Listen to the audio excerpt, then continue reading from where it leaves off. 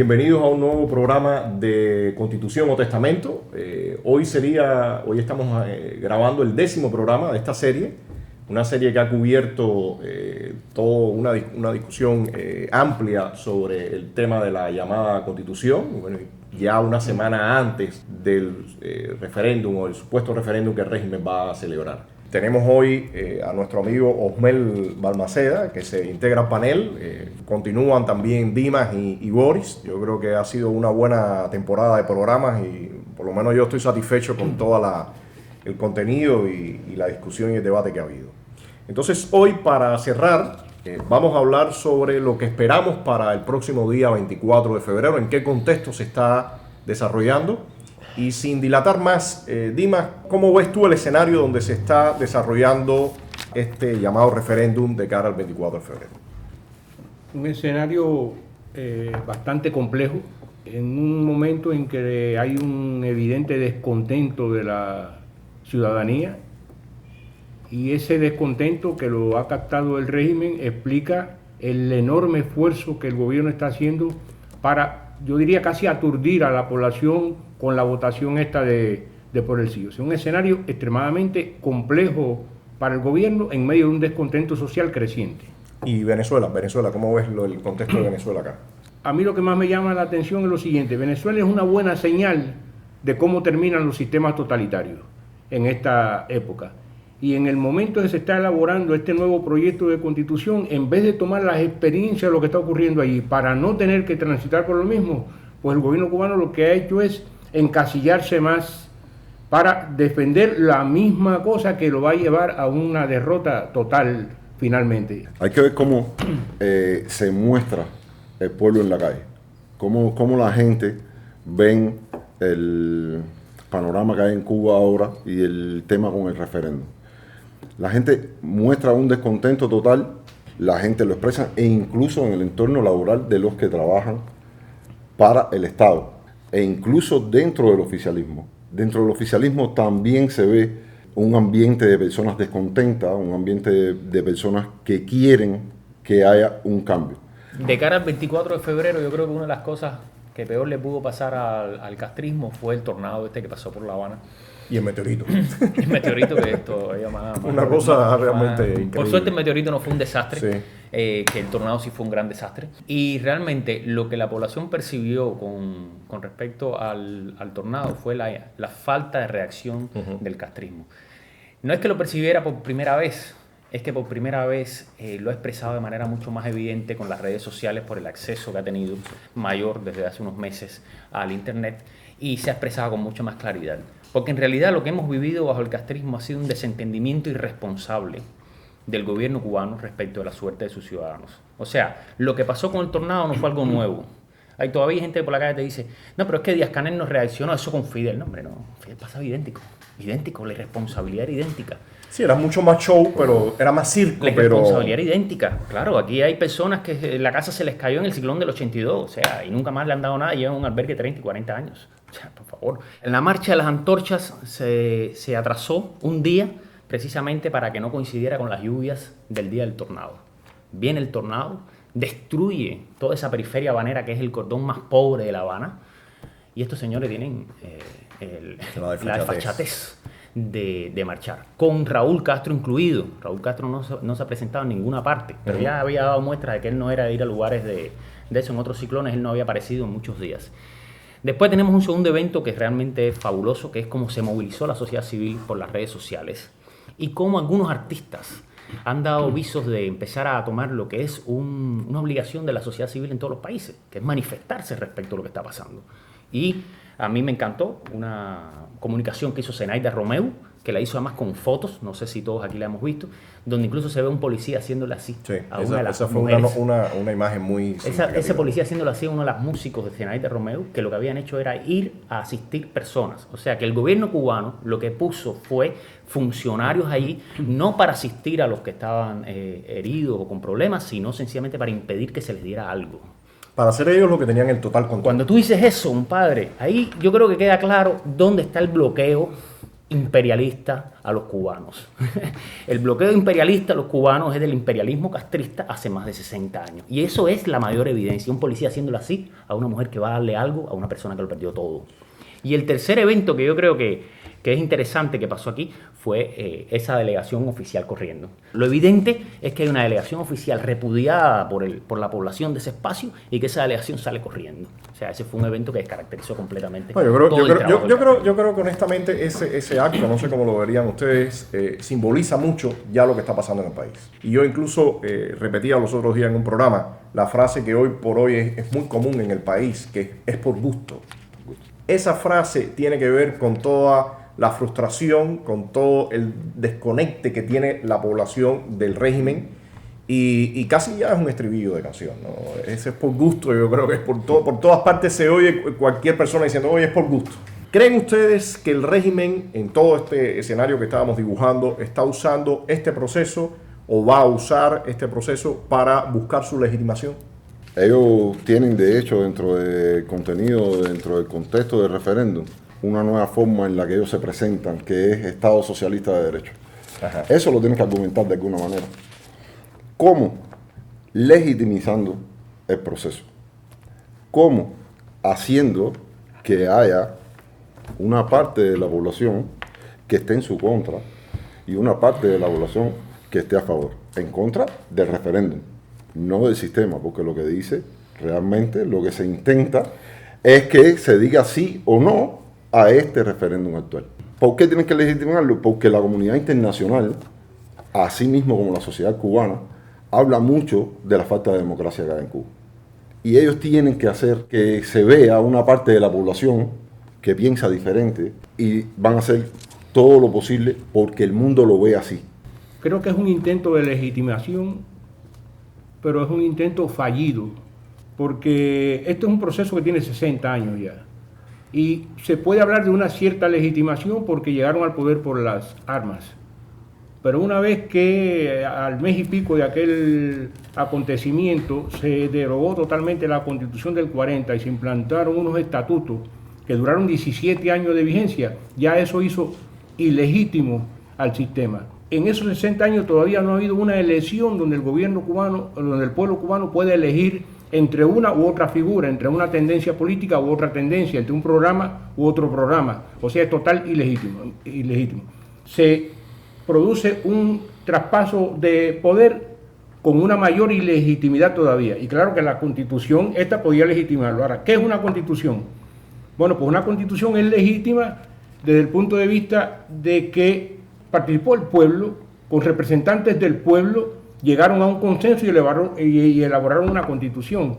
Actualmente no ha ocurrido eso. Esto es un proyecto que nace del Partido Comunista.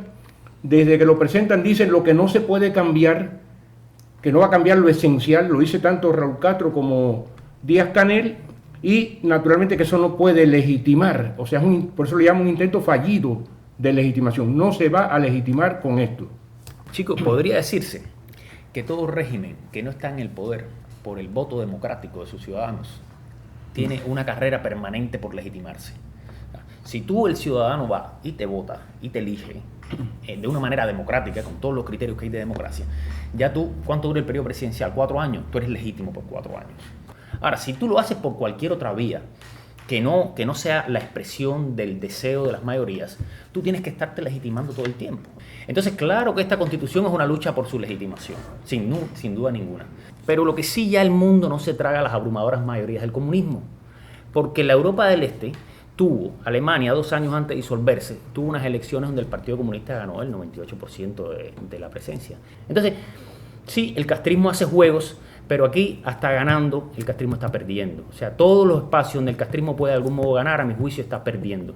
El chavismo está diciendo que ellos han pasado por 23 procesos electorales. Y eso es muestra precisamente de lo que tú estabas diciendo. Esa necesidad de una y otra vez ir supuestamente a urna es precisamente para buscar una legitimación que han perdido. No, y la variante cubana de eso es cuando Raúl Castro dice: nosotros hemos firmado 27 tratados internacionales, ¿no? Sí. Eso no me dice nada. Y siempre jugando con su contorno y su momento histórico. Sí, sí, claro. Porque en el momento que en el 2017 las masas estaban a favor de la oposición venezolana, en ese momento Maduro le dio por no hacer ningún tipo No, de vinieron con la famosa constituyente. Pero el tema que yo digo acá es que definitivamente la generación esa que tiene la mitología construida, que como decía Dima, tomó el poder por la fuerza o por las armas, en una revolución que inicialmente prometieron ciertas cosas, después van deslegitimándose en forma exponencial con todo lo que ya hemos hablado y sabemos. Claro. Ellos necesitan ahora, desde mi opinión, darle esa legitimidad a su nueva generación y para eso han fabricado todo esto en un escenario que ellos vislumbraban de otra forma y que realmente ahora se le ha revertido completamente. Estamos sencillamente en la época de las nuevas tecnologías de la información y las comunicaciones y en la época de la globalización. Y entonces esta época hace imposible la permanencia de ningún sistema de carácter totalitario. O sea, que están condenados por la historia, por el desarrollo, a desaparecer. Entonces es un intento de legitimarse en un mundo imposible de legitimarse. Y se podía catalogar eso como se habla de post-totalitarismo. O sea, que tienen la voluntad para mantenerse, pero no tienen la fuerza para lograrlo. Ellos han tratado de vender que el proceso ha sido muy democrático y que ha habido mucha discusión. Todos sabemos que no es real. Pero sobre todo yo diría que en esta fase final y también usando la argumentación tuya, Dimas, en los últimos meses o las últimas semanas, todo el tema de Internet le ha infringido un poco, yo diría, mucho más dinámica a lo que había ocurrido. Y las discusiones sobre si esto es una constituyente realmente, si se puede asumir como una constitución este texto, ha estado tremendamente esa discusión, tremendamente encendida en las redes sociales y en la calle también, como tú decías, Osmer, que al final es la principal red social que hay, ¿no? ¿Cómo ven ustedes este punto, Boris? O sea, esto es una bufonada. Esto fue una constitución hecha en una oficina por 8 o 10 personas, o 15 o 25 personas, y después se armó todo un proceso que comenzó 4 años después o 3 años después de que esa redacción se hizo. Entonces, legitimidad no tiene ninguna. O sea, vamos a tener una nueva constitución allí que ciertamente es más extensa, introduce una serie de elementos nuevos respecto a la que está vigente, en el capítulo de garantías establece nuevas garantías, etcétera. Pero el problema es que la que nosotros tenemos, si hubiera habido un sistema eficiente de impartición de justicia, nos hubiera dado la posibilidad de tener un poquito más de derechos como ciudadanos, nos hubiera dado la posibilidad de ser mucho más activos como sociedad civil. El problema es que en realidad eso es letra muerta. Entonces, lo que hemos tenido son 40 años de una letra muerta y vamos a tener ahora en adelante, si finalmente se dice que sí en el referéndum ese, si se aprueba, vamos a tener letra muerta en lo adelante. Yo me niego totalmente a reconocerlo ni como constitución. Para mí estos son estatutos del castrismo o estatutos del Partido Comunista, como quieran llamarle. Realmente enmarca y lleva a la población cubana a un contexto solamente de un solo partido, a una sola visión política, no llama a las partes diferentes, los diferentes pensamientos políticos a que tomen partida dentro del proyecto de lo que va a ser la futura nación cubana. Y por otro lado, sigue marginando a esa sociedad cubana que ya no vive en Cuba y que quisiera tener sus derechos y participar dentro de la vida futura, dentro de la vida política de su país. Estos realmente son los estatutos del castrismo o del Partido Comunista. Ahí yo difiero un poco. Yo sí creo que es una constitución. Los chinos tienen una constitución, Rusia tenía una constitución comunista. Son constituciones. La diferencia está en si se elaboran con un consenso social o la elabora una fuerza política. Cuando la elabora una sola fuerza política, pues elimina la pluralidad y entonces representa los intereses de esa fuerza. O sea, es la ley de leyes, pero es una ley de leyes que no responde al consenso social. Y de ahí el gran problema. Si en una época esas constituciones más o menos se pudieron mantener durante mucho tiempo, pues ahora en esta época ya es imposible. Desde los años 80 para acá, que incluso aparece el concepto de gobernanza, o sea, estos países no pueden sostener la gobernabilidad por el descontento, porque van emergiendo nuevos sectores sociales que no tienen acceso al poder, a la política. Se elimina a la sociedad civil de la participación en la política. Ese es el hecho. Y en esta época es imposible. Hay que ir al concepto de gobernanza, donde los ciudadanos, la sociedad civil emerge y participa en las decisiones de su nación. Entonces, esa es la constitución que no existe en Cuba. La que existe es la constitución totalitaria. Bueno, yo en lo particular en esto coincido, mi punto de vista coincide con el de Osmel. Yo pienso que ya en la actualidad una constitución debe ser un texto que brinde iguales derechos y garantías a todos los ciudadanos. Y en el momento que hay una primacía de un grupo por encima del otro, para mí rompe lo que sería el concepto de constitución. Y en base a...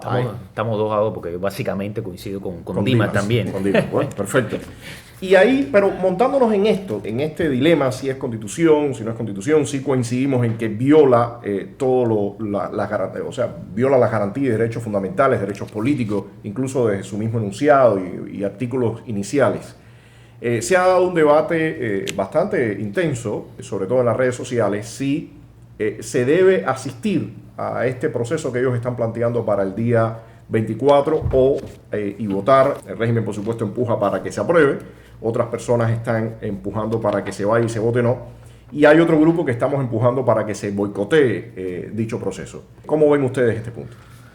Yo ya estoy al tanto del debate sobre el no, el boicot, etc. Y uno de los cuestionamientos que yo le cuestionaba al boicot era precisamente que no iba a ser contable, no era computable a la hora de contar los votos. Y por lo tanto, si por casualidad quedaba 51-49 y había un 3% de boicot, sencillamente no había ganado el no porque había un 3% de boicot.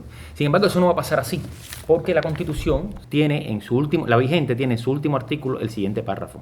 Si la reforma se refiere a la integración y facultades de la Asamblea Nacional del Poder Popular o de su Consejo de Estado, requiere además la ratificación por el voto favorable de la mayoría de los ciudadanos con derecho electoral en referendo convocado al efecto por la propia Asamblea. O sea, para aprobar esta Constitución que están presentando el castrismo, el voto sí tiene que ser el 50+1 del total de los ciudadanos con derecho electoral del país. Y por tanto, tanto el no como las abstenciones se suman técnicamente como un no, son técnicamente como una no validación del referendo. Eso me parece muy interesante. Yo no acepto de ningún modo, no me parece para nada que boicot o no, alguno de los dos apoya el castrismo. O sea, no me parece que ninguno de los dos apoye el castrismo en realidad. Yo creo, Rodile y Boris, que desde el punto de vista de poder contabilizar el proceso, la única forma que podemos tener los que estamos en oposición es no asistiendo. Realmente tú me dices que el 51% de los que votan sí se necesitaría para que fuera aprobado. Pero realmente, ¿quién puede cuestionar cómo se llegaría a ese conteo? Lo que sí no se puede esconder es que las urnas estén vacías. Quizás tú no puedas saber si votó no el 30%, el 40%, el 10% o el 5%. Pero lo que sí se ve es cuando las personas no están asistiendo. Me decía ahorita Dimas, y lo veo así, esta es la última fase de los sistemas totalitarios. En Venezuela se vio, ganó Maduro en sus últimas elecciones con un 67%, si mal no recuerdo, pero también un 60 y tanto por ciento no asistió. Ya desde esa inasistencia estaba Maduro en muy mala posición y no tenemos fuerza de procesos de observadores que funcionen. Quienes, por ejemplo, están ya organizados para ser observadores, ya están completamente monitoreados por el sistema. ¿Y a dónde pueden llegar? Partiendo siempre de que Venezuela es un caso diferente de Cuba, Venezuela tiene los dos elementos. Venezuela tiene el elemento en favor del boicot presente. La presidencia de este señor, de Maduro, está completamente cuestionada, entre otras cosas, gracias al boicot. Y Venezuela tiene ahora un proceso por el cual un representante legítimo de la población está asumiendo la presidencia del país, que es Juan Guaidó. Juan Guaidó es legítimo a ojos de la sociedad internacional gracias a que la población fue a elegir en diciembre del 2015, si mal no recuerdo, y por abrumadora mayoría le dio a la oposición venezolana su mayoría legítima en la Asamblea Nacional. Juan Guaidó es legítimo gracias a que se votó en un momento. Maduro no es legítimo gracias a que se hizo boicot en un momento dado. O sea, los cubanos aquí van a estar en tres categorías, diría yo. los cubanos que van a votar por el sí, los cubanos que van a votar por el no y los cubanos que no van a asistir. Ahora, tanto a uno como a otro lo afecta un fenómeno político y sociológico. El control del régimen sobre la ciudadanía, el miedo que se ha introducido en las personas, que todavía ayer yo oí a alguien diciendo de que las boletas estas estaban marcadas y que había cámaras, o sea, se vuelve a sacar eso a la calle. Sí. Y es increíble, aunque el pueblo cubano está evolucionando, es un factor que todavía funciona. Yo, por ejemplo, voy a votar por el no. No le quito ningún mérito y apoyo al que no asista. Y al que voto por el sí, lo respeto. Ahora, votar por el no significa no asistir dentro de ese miedo. De la gente tiene miedo no ir porque ven que no va. Eso está presente todavía, eso se está perdiendo. Siempre los que han optado por no ir han sido hasta ahora una minoría, porque ya tienen una conducta cívica y van asumiendo poco a poco un protagonismo mayor.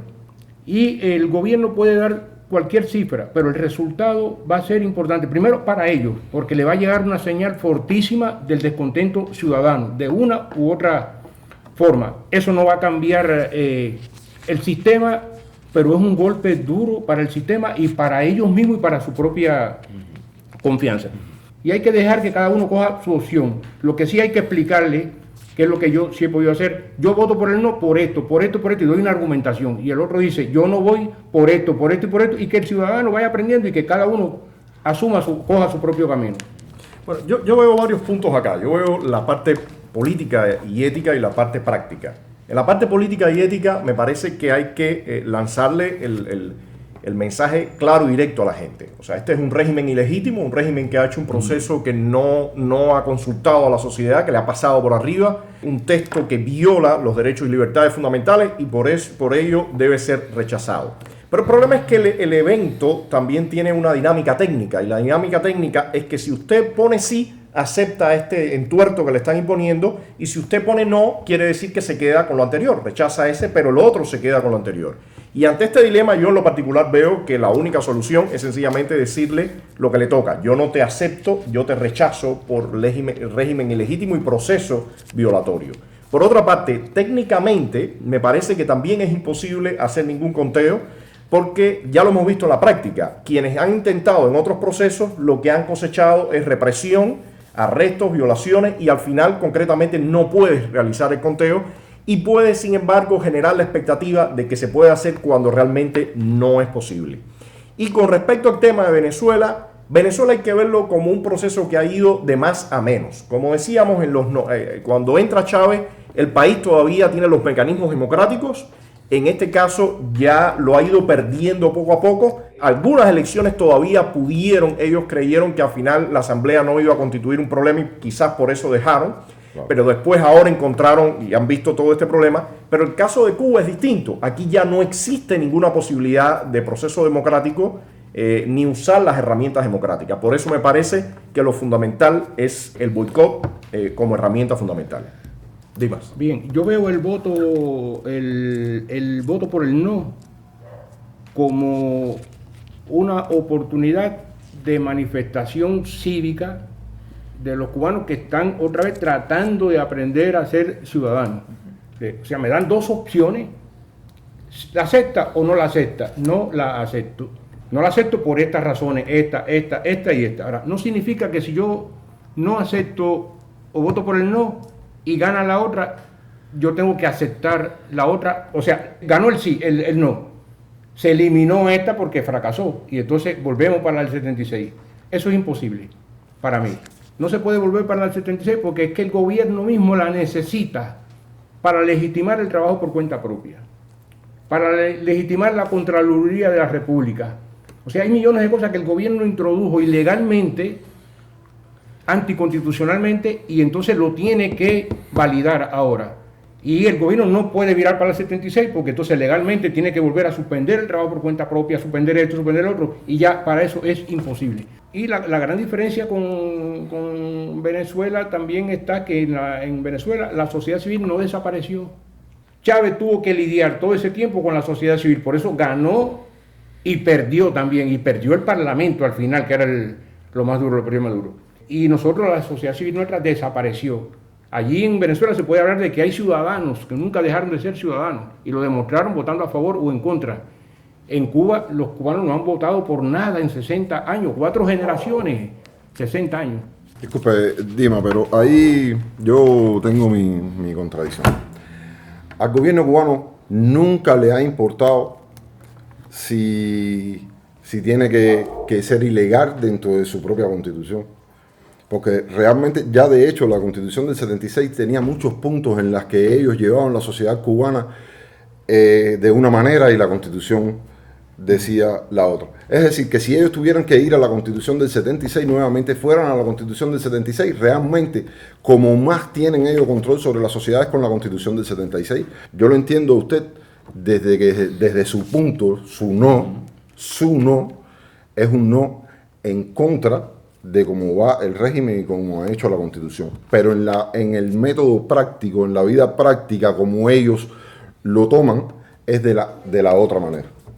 Descaracterizar la función que pueden realizar los observadores de este referéndum, porque son pocos, no me parece del todo atinado. Por otro lado, el valor de que se diga no, de que ganara el no, tampoco, desconocer el valor de que gane el no porque se va a quedar la del 76, tampoco me parece lo más juicioso. Por un simple elemento que funciona muy bien en la política y en todo en la vida, pero en la política funciona, que es la diferencia entre lo simbólico y lo real. A veces una pequeña acción en política es mucho más importante que tener 1 millón de personas en la calle funcionando a favor tuyo. Y ahí es donde yo quiero decir lo simbólico y lo real. Para mí, que participé, por supuesto, de aquella iniciativa que se llamó Otro 18 y apoyé a todas las iniciativas que promovieron candidatos independientes, para mí las acciones del castrismo para impedir que 5, 7, 13 o 30 candidatos independientes en todo el país llegaran a la reunión de su barrio fue un elemento esencial de nuestra campaña y un éxito tremendo de aquello que promovimos. O sea, yo creo que fueron 30, fueron 50, pero esos 50 descaracterizaron todo un proceso. Lo mismo va a pasar con el no. El no sería un golpe extraordinario a toda la estrategia esta de transición, como le llamaba Antonio al principio, creo que le llamaba transición castrista o algo así, a toda esta estrategia de transición. Sería un golpe descaracterizador muy fuerte. De hecho, que es evidente que el castrismo sí o sí quiere el sí. O sea, eso no cabe la menor duda. Ella no está contemplando un no te le da un minuto al no te le da un espacio al no. Entonces, yo creo que el no es algo que el castrismo no quiere en ningún caso. Y es por el valor simbólico que tendría que la población cubana mayoritariamente votara no. Yo creo que acá hay algo muy importante que yo quisiera señalar. El texto ya está aprobado.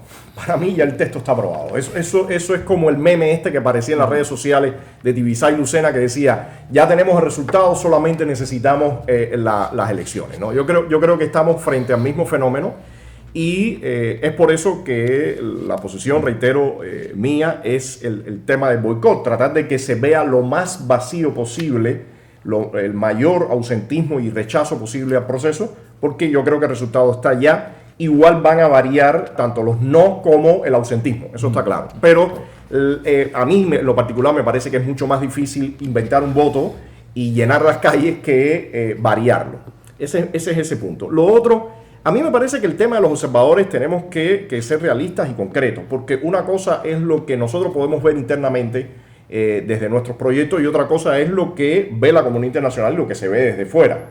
Si usted tiene violaciones de 10, 20 activistas, eso no da en un proceso de más de 8 millones de personas, por lo menos el padrón electoral, no le da a usted el peso para decir que el proceso debe ser reversible. Y ese es un punto que me parece que hay que tener mucho cuidado porque estos procesos ya tienen como una especie de protocolo internacional en el que nosotros tenemos que ajustarnos también y no jugar de forma que el régimen pueda sacar partido, y para descaracterizar el proceso realmente se necesitan datos y pruebas contundentes. Esa es la parte que yo veo desde el punto de vista técnico y, como decía, desde el punto de vista anteriormente político, me parece que la señal que sobre todo se le debe dar a la población cubana desde la oposición y el activismo social es un desconocimiento que de hecho es lo que está funcionando ahora mismo en Venezuela.